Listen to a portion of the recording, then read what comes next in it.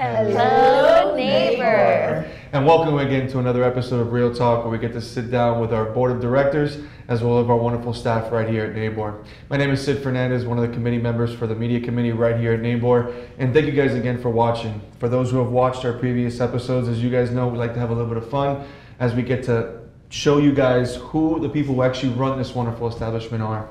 As I look at the right camera now, thank you very much, Wade, for the finger, not that one. But hey guys, so I have the wonderful opportunity to sit down with these wonderful ladies here. Miss Cheyenne Luckey, who is the MLS Compliance Officer and Support Specialist. Yes. That two-parter. Yes. Miss Cindy Cornman, who is the Director of MLS. And Miss Mary Waller, who is a Board of Director and a plethora of many other things right here at NABOR. So let's just kick it off, ladies. First and foremost, thank you guys so much for being here. It's a pleasure to finally sit down with you guys. And how are you, Mary? I'm fine. I don't know why I'm here. I'm not a leader. I don't run this place. The missus run this place. And now you get to know a little bit more about her. Cindy, how are you today? How's everything going? I'm good, Sid. How about you? Oh, fantabulous. Just here, you know. It's a Monday. Why'd you bring that up, Cindy? We were here, and we got done in here. Wow. That'd be down. No, I'm just kidding. And then Cheyenne, I know that there's a lot of big news coming because I know you're very anxious about what's coming. How are you? Great. You know, I woke up this morning and I was like, I'm doing the interview today. I better wear something nice and bring the energy. So I'm here for it. Yeah, I'm glad because, you know, obviously Cindy was like, it's Monday. It's Monday. So I'm glad you came with 150 and she came with 50, so it's perfect.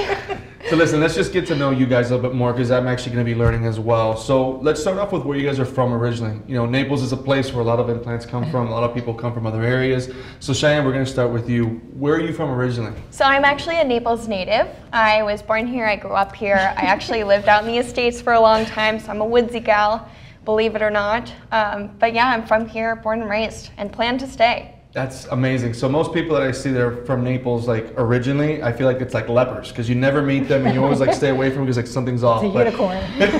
Something's off. You're all right. It's fine. I love that you said woodsy and not country. Yeah. Well, I mean, I'm from the States, like so I that. can second the fact that it's very woodsy.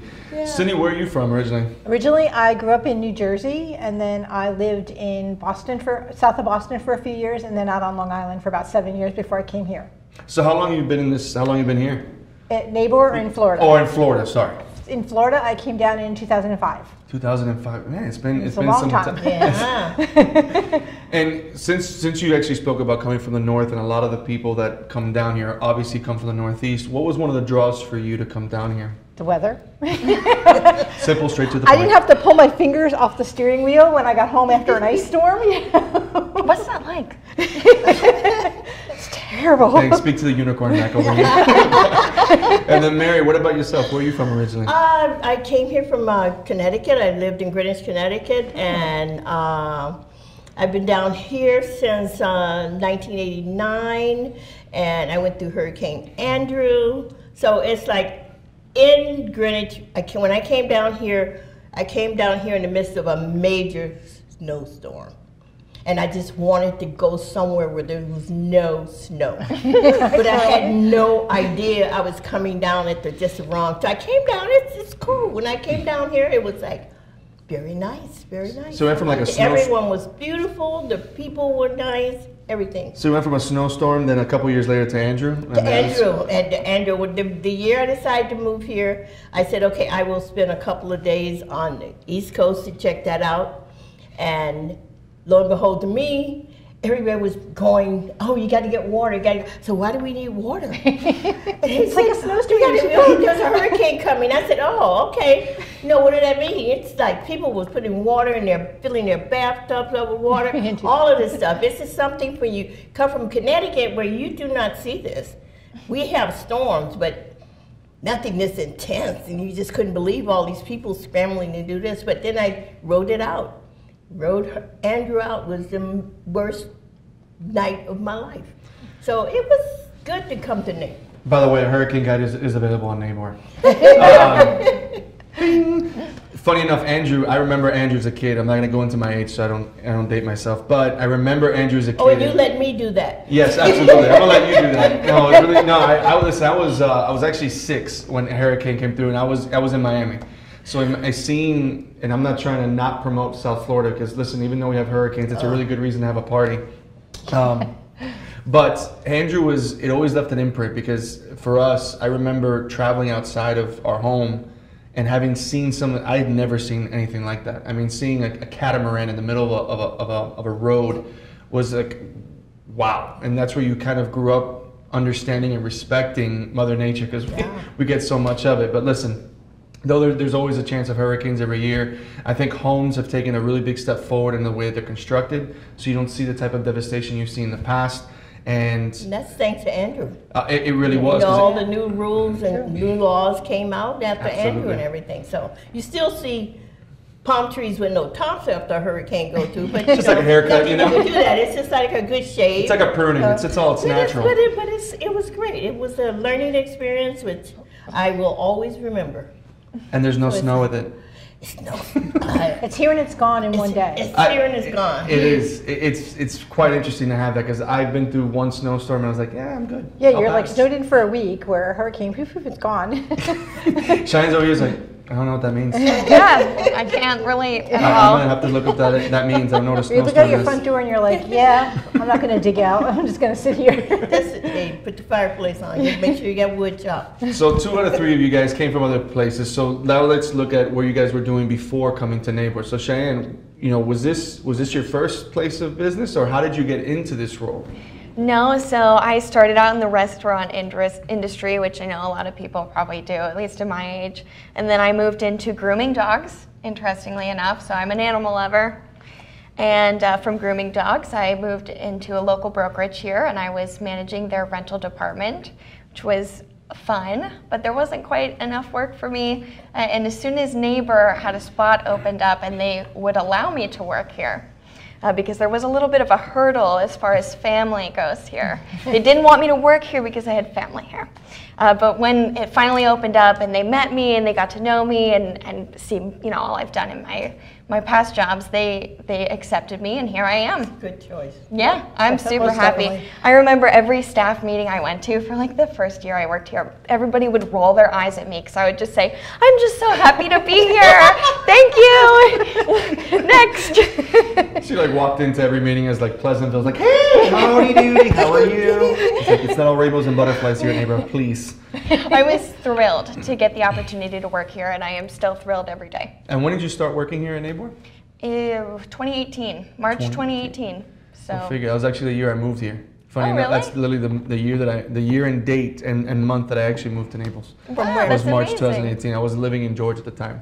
I mean, listen, I've been a gypsy since I was 18 after joining the service, and I really just hopped around everywhere. I really, really enjoyed it. But I really wanted to set roots for the first time in my life. At the time, my wife and I were kind of in a very weird place in our own lives, and it was probably the best decision I ever made in my life. I've been in part of my kids' lives. Her and I have been in a much better place than we've ever been in our whole lives, as we expect another child, right? Surprise! But I mean, it was a great decision. Naples has been home, and I have not said that since I left Miami. So it's been awesome. It's been awesome to move here. Now, for you, Cindy, what got you, or what was your career before coming to NABOR, getting into the real estate space? I was not in the real estate space before at all. I was more in the accounting and IT side of things. I worked for a company that was based out of Switzerland, so that was kind of an interesting. They actually made little teeny computer chips and things that are used in airplanes and in cars. Really? Yeah. And you said the accounting world, right? You're in the you're in the accounting department for this company. Things, yes, and IT stuff. Yeah. So how did it present yourself? Like, did you take the accounting, or did you bring accounting down here first and then go into real estate? So when I moved down here, obviously no job lined up. You start out. And I just started, I kind of took a little bit of time. My daughter started college down here. She went to FGCU, so kind of looked around, and I went to a job fair, and there was Sony actually has an office up in Fort Myers that did customer service. And I'm like, So I walked over and met the guy, and he like offered me a job on the spot. Unheard of, right? So yeah, I started there doing calls in the call center, answering phone calls, troubleshooting, except people aren't nice. Their computer's not working, so they're just not nice. They are not. They were now cheering. Oh, So then then I continued working there for about it was not quite a year when an opportunity came up. I actually worked at the Realtor Association up in Fort Myers, which is the Royal Palm Coast. An opportunity came up there, so I interviewed for that. I have no idea what the real estate industry was like. Totally walk into it and you're like, what is a lockbox? What's the MLS? You know? And just learn from the ground up. That's interesting. So, and since your time being in, because and we'll probably get into a little bit more elaboration to everybody, because a lot of you guys, well, Mary, you've been in this for so much. I mean, you probably built NABOR, right? Like you've. Oh, of course. You know, see me on the wall out there, historical landmark. But what drew you? What was the draw to come into the real estate space for you personally? The opportunity for the job just interested me, and you know, it was a new area that I hadn't been around, so it was found it kind of fascinating. Yeah. So I was there from 2006 till I came to NABOR in 2021. Oh, that's awesome. So you man, a year, man, just about a year and change. That's amazing. And obviously, you know, the Royal Palm Coast, that covers Fort Myers and the surrounding areas up there. They're a part of District 5 as well. And that's cool. It's especially you get to stay in this area, continue to do what you're doing. Were you doing something similar, MLS? I was MLS support up there, awesome. yes. Awesome. Now, Miss Waller, you've been in this business for 30 plus years, ma'am. Oh, bye. So, did you do real estate up north before coming down here? I did real estate, but I worked for private individuals. I did purchasing. I would travel all over the world buying property for different investors. So that's what I did prior to coming here. So it was fun. It was great. You got to travel, and people think that when you have a job traveling, you get to see all of this stuff. No, you get time to get off the plane at the airport, get in a taxi, go meet your client, get back in a taxi, you do your business, get back in a taxi, go back to the airport and catch another flight back. So it was very, very, very intense, but it was fun. How many countries were you able to travel to during that time? Probably about 8 or 9. Who had the best taxis? Okay, there is no such thing as the best taxi. Anyone that you can open the door out and walk out of is the best taxi. This became like Stranger Things. It's like weird. It's like dangerous. I mean, I took one in Amsterdam. You know, I had been in New York, and I used to ride taxis in New York. So you figure you're in New York, you ride taxis, you see everything. No, go to Amsterdam. It's like they have no conception of stop, pass, you know, signal, light. Oh, that's a red light. That's a stop sign. No. Zoom, zoom, zoom, zoom, zoom. It was amazing. Amazing. So I have to consider that is the best taxi because I did make it out. Alive. Alive. I did not think I was going to make it alive. It was like, hey, it's like a notch on a belt. They should make that a certification.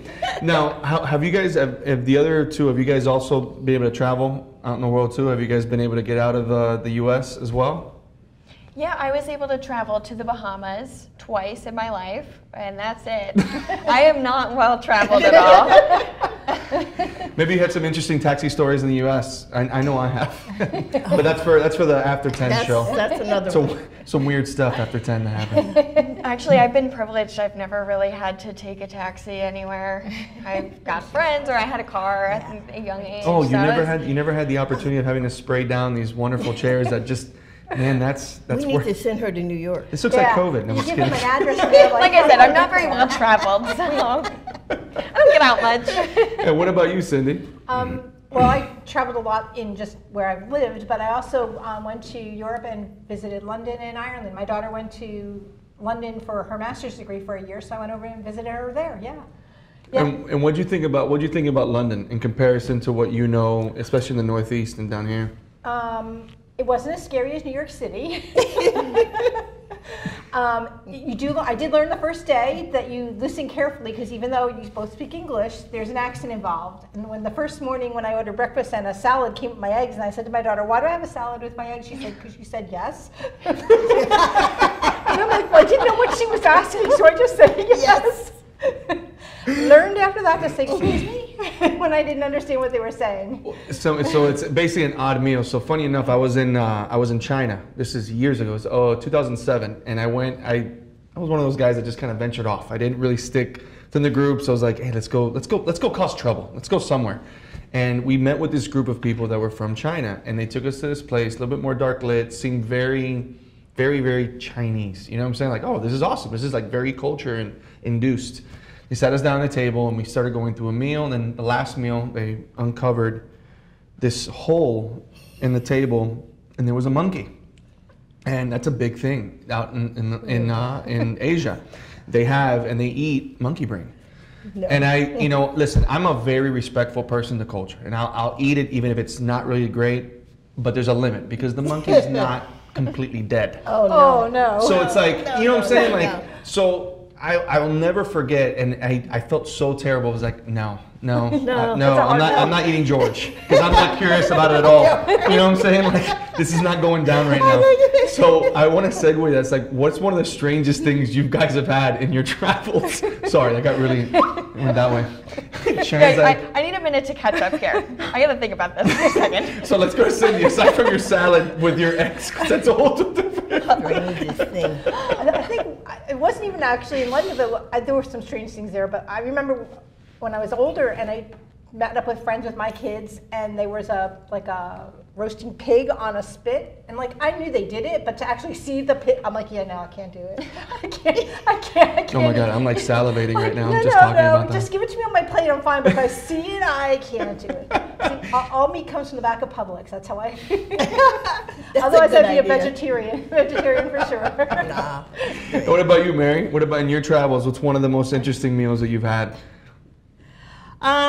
Interesting enough, in my travel, I have been very fortunate not to have anything really strange or unknown or did not look well on my plate. The most interesting place I've ever eaten was on a trip to Kenya, where we ate out in the bush. So that was very nice. That was different, but okay, eating out in the bush. They set up a table, they had white tablecloths, they had china. It was awesome. Oh, I'm here thinking that it was like a campfire. It was very legit. Like, it just felt like, it was like, no. It was awesome. It was like, it was great. It was great. Hey, you had to pick your travel company well. Yeah. I would agree. So now we're going to shift gears into what you guys do. So MLS Compliance, Cheyenne. Listen, to be very frank, I don't even know what that looks like. So can you explain to myself and those watching what exactly is your job, what you specialize in? So MLS Compliance really is only a significant portion of my job, I would say, because it is in the title. You know, it's one of my daily tasks, and it has to do with making sure our members and subscribers are following our MLS rules, and not only following them, but really understanding them in a way that makes sense. So in hand with that, I also teach the MLS classes and come up with MLS videos to help our members. Our MLS tips of the week I will contribute to every once in a while for rules. So doing those types of things, and then also managing the database as far as when violations come through, and people submit violations all the time, which I'm very grateful for because realtors do have to police other realtors. So it does keep me busy for sure. It's nice on vacation when I get to check my emails. Oh my goodness. No, but I love it. I love the responsibility. I love being able to educate our members and being the person to do it, because I think that I have a manner in which I can speak to people where they understand and they don't get defensive and angry. And really the goal of our violations program is to educate our members anyway. So I really take that to heart when I'm emailing and speaking to our members, and I really enjoy it. I feel like in your position, if you didn't have people skills, it would like flame. It would flame out. I've had my days.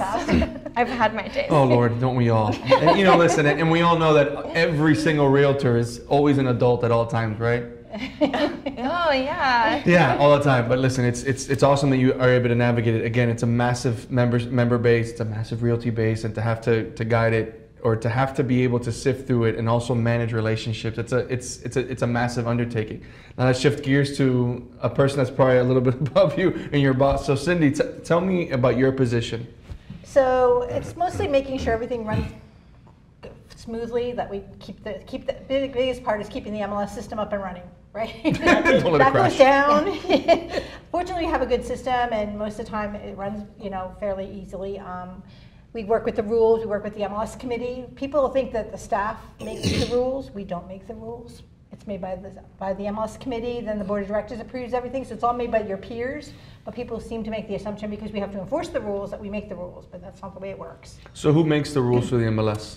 The MLS committee takes recommendations. Sometimes it comes from a member making a recommendation. Sometimes it's just something that we're having an issue with, so we bring it up to the committee, and then it's talked about, and then if it's decided that we need a rule or we need some type of policy for that, then it's all discussed, and it works its way up to the board of directors for the final approval. So you're speaking about a committee that's here at NABOR now. Is there an overarching organization or entity that basically, hey, these are the guidelines in which you must navigate, and then comes down to each there's board? Many layers, yeah.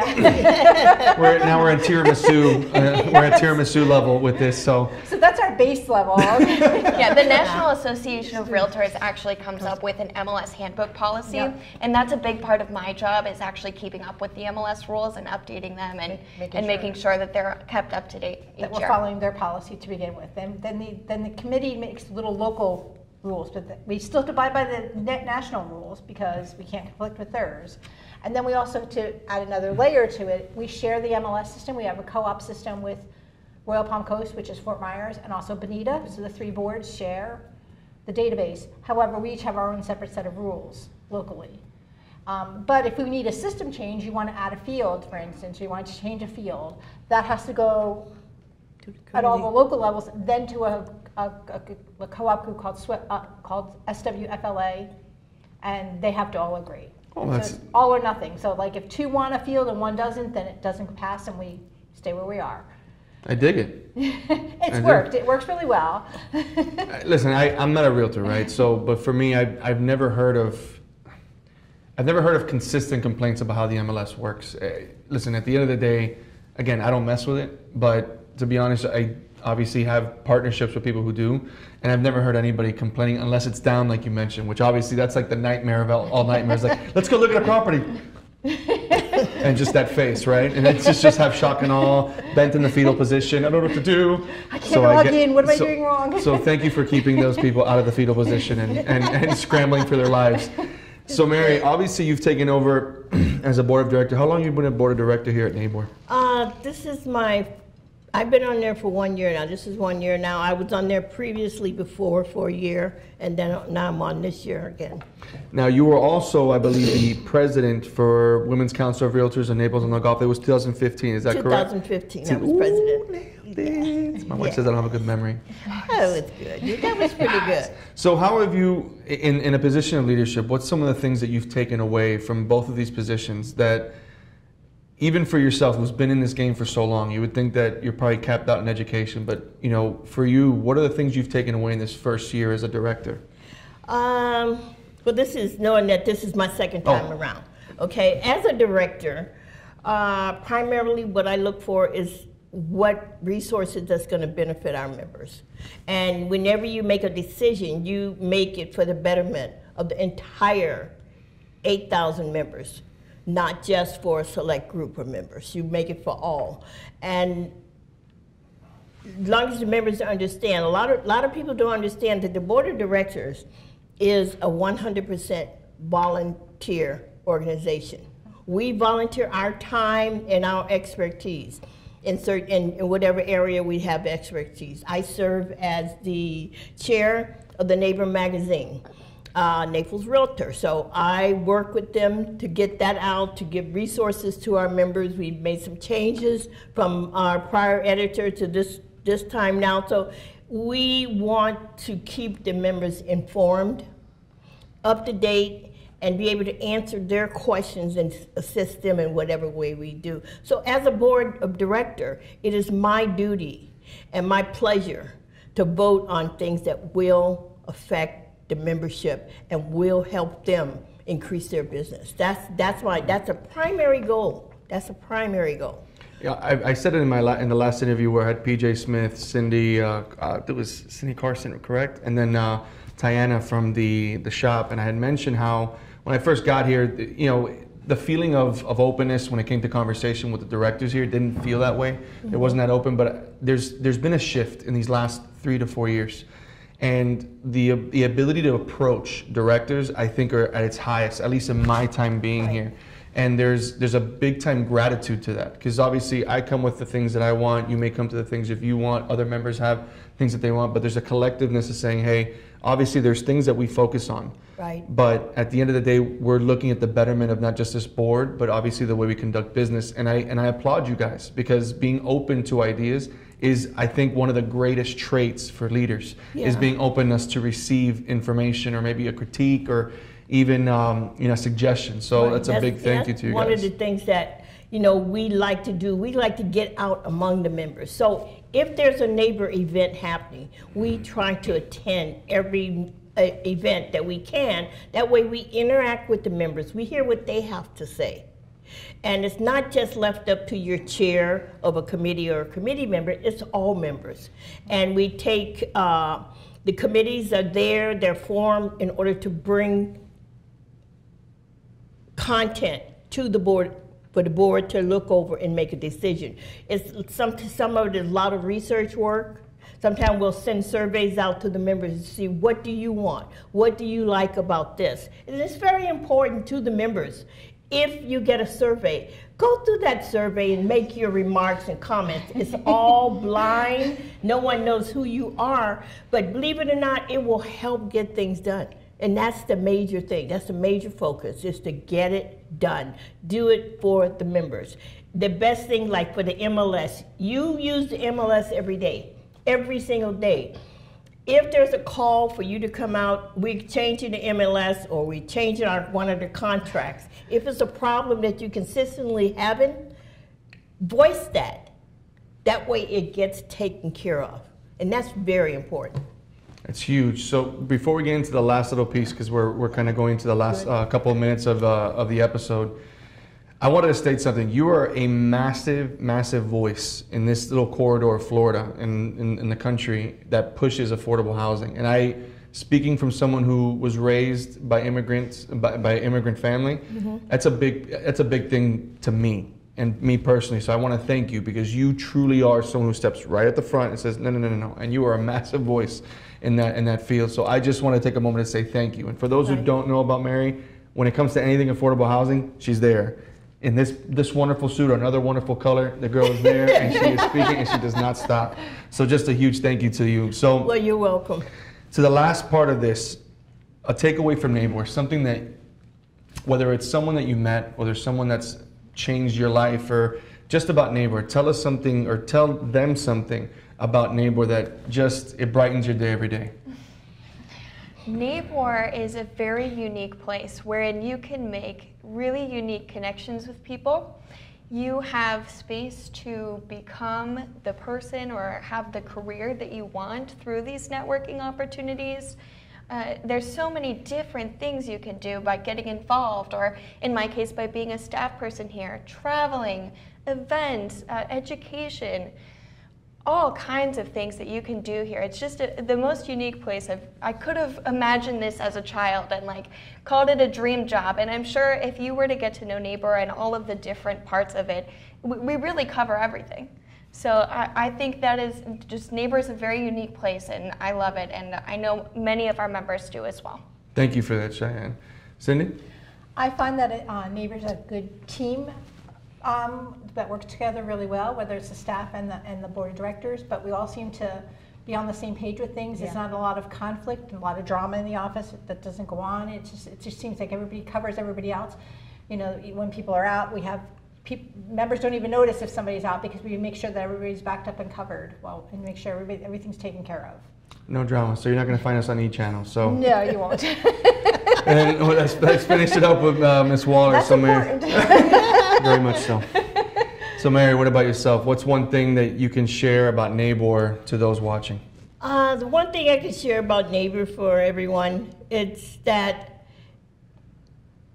NABOR cares.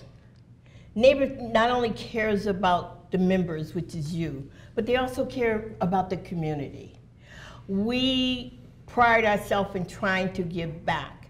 We try to take, in giving back, we'll take an organization that's little known, but is doing a fantastic job within the community.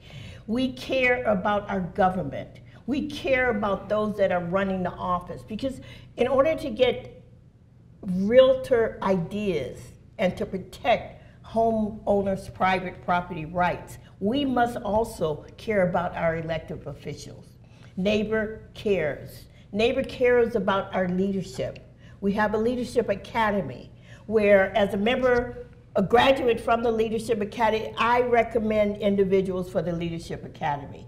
It does me such pride when I see these members go out and flourish and become leaders. One of our leaders that I recommended for Leadership Academy was our state representative, Lauren Mellows. It does me really good. Everything is not about how much money is getting back to you. How much money did you make on spending that time doing that? It's not about that. It's about the pure satisfaction of seeing someone succeed that you have helped. And that is hits my heart. So I will say to everyone out there, I am here to help you. If you see me walking around and you need help with anything or any question, I will never hesitate to try to answer it. So I don't know who else melted, but that was me. Just a little bit inside when she said that. Like in the way, in the fashion she did, I like. But ladies, I want to say thank you to Cheyenne, Cindy, Mary. Thank you guys so much for being here. I know we were joking about like, what do we do? How do we do this? What do I do with my hands? But listen, like I said, it's just a fun conversation so that people get to know each and every one of you guys. Because a lot of times you guys get stuck behind this wall that people don't get to know who's pulling all the strings. But you guys have an integral part in what we do here at NABOR. So thank you guys so much for being here. You're quite welcome. I was a nervous wreck, and I hope that our great director over here do a little touching up, put our hairs in place so we all look halfway decent when you guys see us.